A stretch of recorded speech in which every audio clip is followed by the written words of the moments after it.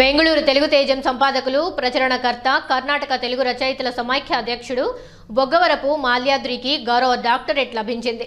పాత్రికేయునిగా, సాహితీ పోషకులుగా, సమాజ సేవకులుగా గత 15 సంవత్సరాల నుండి బెంగళూరు కేంద్రంగా విశిష్ట సేవలు అందిస్తున్న మాల్యాద్రిని గుర్తించిన యునైటెడ్ నోబెల్స్ రెస్క్యూ సర్వీసెస్ సంస్థ గౌరవ డాక్టరేట్ ప్రదానం చేసింది. తెలుగు తేజం మాసపత్రికతో పాటు ముఖ్యంగా వీరు కరోనా కాలంలో మానవీయత చాటారు. మార్చి 18, 2020వ తేదీ నుండి ఇంకా తన సేవలు అందిస్తూ కర్ణాటక ప్రభుత్వం ఐఏఎస్, ఐపీఎస్ ఇతర అధికారుల నుండి ప్రశంసా పత్రాలు అందుకున్నారు.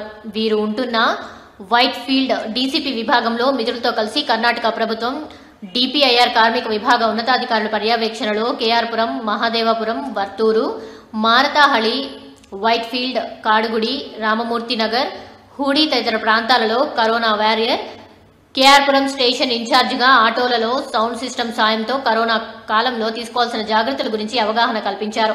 కర్ణాటక సివిల్ డిఫెన్స్ మరియు ట్రాఫిక్ వార్డెన్ ఆర్గనైజేషన్ ఆధ్వర్యంలో ఇక్కడ కేఆర్పురం, మహాదేవపురం, వైట్ ఫీల్డ్ ప్రాంతాల్లోని సివిల్ ట్రాఫిక్ పోలీసుల అధికారులతో కలిసి వాహనాల తనిఖీలు, మాస్కులు వేసుకోవడం ద్వారా కలిగే ప్రయోజనాలపై అవగాహన కల్పిస్తూనే ఉన్నారు. ఇలాగే ఇక్కడి బృహత్ బెంగళూరు మహానగరపాలికే ఆధ్వర్యంలో కరోనా సోకిన వారి ఇంటికెళ్లి వారి ప్రాథమిక, సెకండరీ కాంటాక్ట్ వ్యక్తుల యోగక్షేమాలను విచారించి వారికి ఇక్కడ ప్రాథమిక ఆరోగ్య కేంద్రాల వైద్యాధికారుల సహాయంతో కరోనా పరీక్షలు చేయించి అవసరమైన వైద్య సహాయ సహకారాలు అందిస్తున్నారు.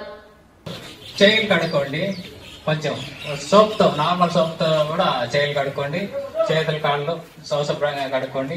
ఈ బట్టలు ఏముందో అదే రోజు వేసేసి వేరే బట్టలు వేసుకోండి. కొంచెం జాగ్రత్తగా ఉండండి. ఎందుకంటే ఇది కరోనా అనే దానికి ఇంకా మందు కనిపెట్టలేదు. ఆ మందు ఏంటంటే మనము శుభ్రంగా ఉండడము, మనం జాగ్రత్త ఉండడమే ముందు జాగ్రత్త చర్యలు తీసుకోవాలి. అందరూ అలాగే ఉంటారని చెప్పి అనుకుంటున్నాము. ఇప్పుడు ఓకే.